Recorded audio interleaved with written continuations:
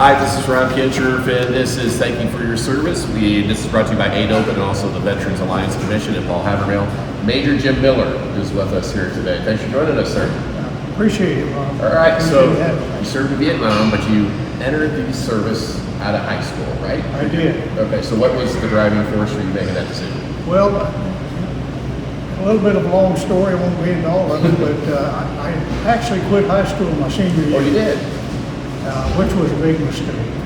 But I had been working and bought a car, and I needed to pay for an automobile, and they wouldn't let me stay out of school a couple of weeks to pay for an automobile, so I said, that's it, I quit. And I went straight to Quincy here and entered the Army. Okay, now your dad served, right?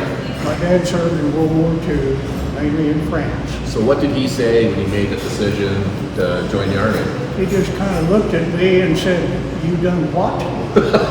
Oh, you didn't ask him first? No, I did Oh not. my goodness, sir.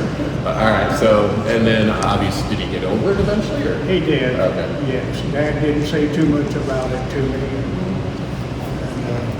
So eventually I took off and went to Fort Leonard Wood, Missouri for basic training. Fort Leonard Wood, and at that point, was the Korean conflict was over at that point, right? It was over. Okay, so we were in peacetime then, Right. So what was your trail? You went to Fort Leonard Wood, and then Fort after that? Leonard Wood, once I graduated from Fort Leonard Wood, I went to Fort Riley, Kansas to the 1st Infantry Division. Was stationed on Custer Hill there in Fort Riley. Spent probably about, I think, 6 months there and received orders to go to Germany. Okay. So I wound up in Germany there in 1960 after the short tour in Fort Riley. Spent 62 months in Germany. Okay. And this was during the Cold War, correct? During the Cold War, and I was there when the Berlin Wall went up. And when the Berlin Wall went up, everybody thought, the Germans thought the Russians were going to come across the border. And I spent 282 days out of the year in Fulda Gap, which is where they thought the Russians would come through if war broke out. Okay. That didn't happen, of course. Right. But what was you and your teammates, did you think they were coming too, or what was the mindset for you guys at that point? The mindset was everybody thought that it might happen, and we were thinking that, let's get ready. But was it pretty tense for you guys at that point? It was really not too intense. Okay. It was, living in a tent, doing our daily thing. Okay. So at what point did the helicopter enter your world? The helicopter entered my world after my second tour, or my first tour in Vietnam. Oh, okay. I went to Vietnam in 1965. I was over in 65 and 66 on the ground. Putting up with elephant grass and bamboo and snakes. And when we waded a stream, it took us about 30 minutes to get all the leeches off of it. Oh, my, yeah.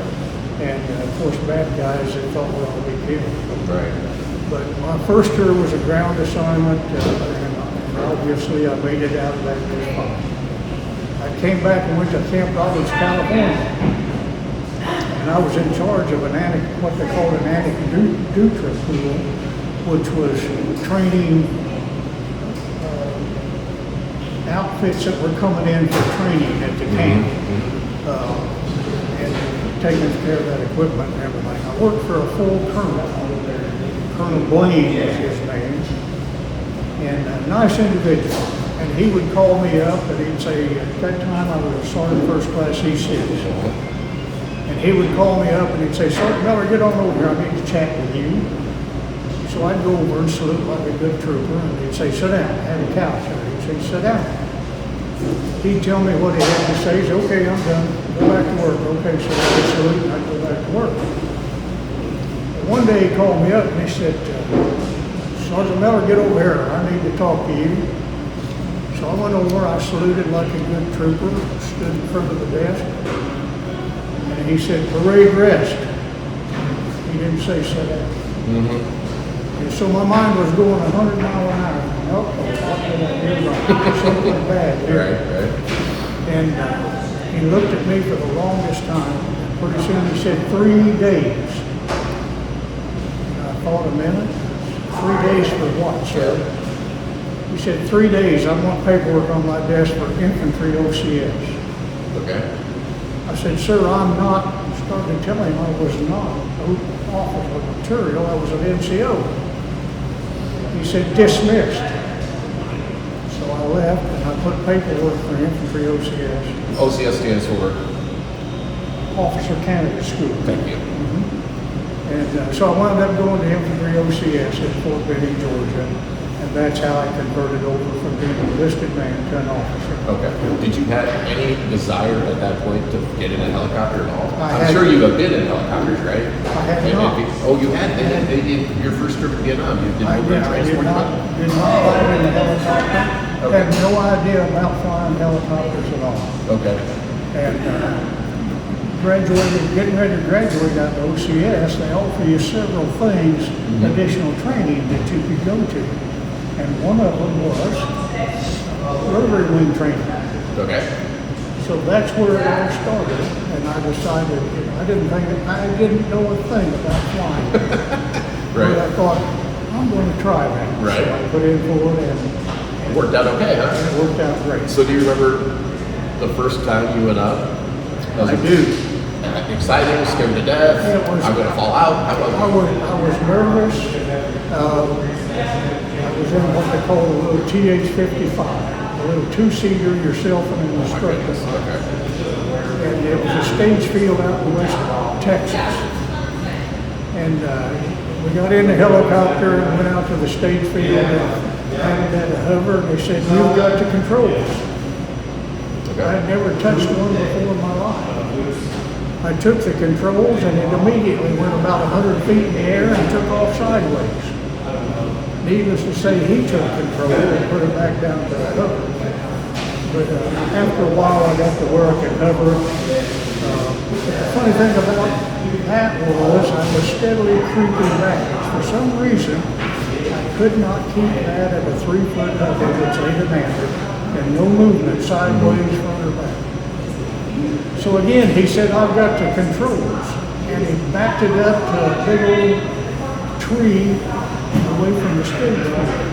He put the tail rotor, it seemed like about a foot from that tree. And he said, you've got the controls, and you know what's going to happen if you back up?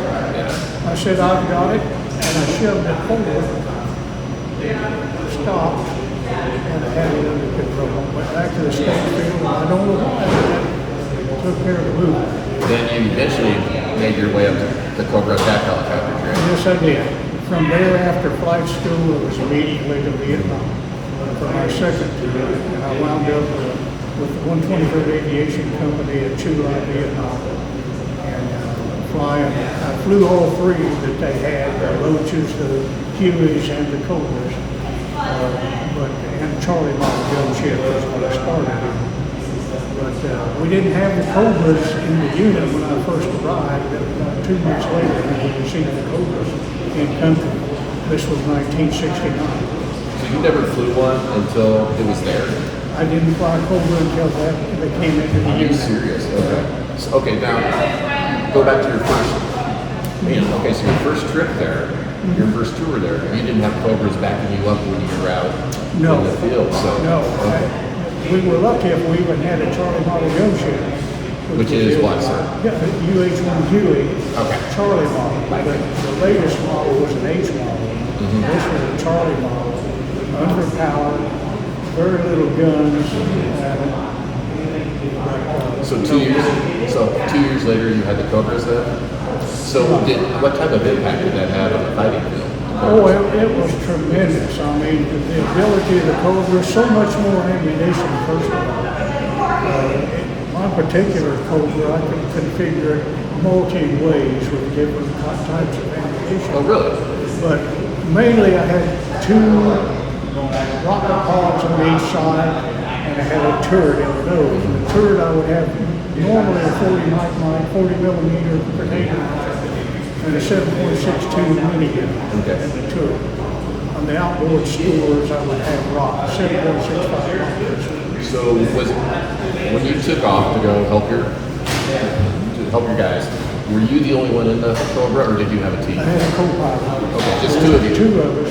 responsible for all that firepower. Cobra is a front and back seat Yep.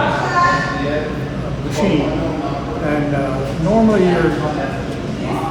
because depending on the missions that I would fly, sometimes I would fly the front seat instead of the back seat. Normally in control, piloting command, I would fly the back seat. But if I was in a heavy mission and I'm going out and I know I was going to be in a heavy mission, and in control of my own flight, I would fly the front seat and let my co-pilot fly the back seat. And the reason for that is I had Fox Mike, UHF, and VHF radios. I can't begin to tell anybody what it sounds like when you're in heavy battle and you've got everybody talking on all three radios. And I could not fly the aircraft and do what I had to do also. Normally, in control of my own team and telling them what to do, and being able to talk to command and control overhead, sometimes fast movers, infantry on the ground. I cannot begin to relate to you what that's like. So, what type of aids did you have when you were shooting? Or was it, because I'm out there, was computer type, all that type of stuff to help you shoot? Yeah, nothing like what they have nowadays. Well, you just got an aim fire type stuff? We had a sight window, and I had a picker that I would put on the target. But a lot of it was big thing was your power control. Your sight link and your collective that control the aircraft. Collective had to do with your power and altitude. When you were in on a gun run in the olden days with that new, just getting into the weapon systems then really, you had to have the correct power setting because an incorrect power setting would cause your rockets to go short or long. God forbid that you land in a little trench. So that was very critical. Did the enemy have anything to match the Cobras?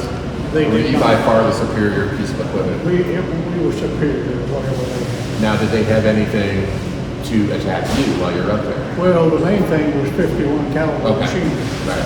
Of course, ours were 50 caliber, theirs were 51 caliber. And I usually get a kick out of sometimes, for lack of a better way to put it, you know who's seen combat and who didn't. If you talk about fire. Our tracers were ready shoulders. Yes. The enemies were ready shoulders. Okay. They're green.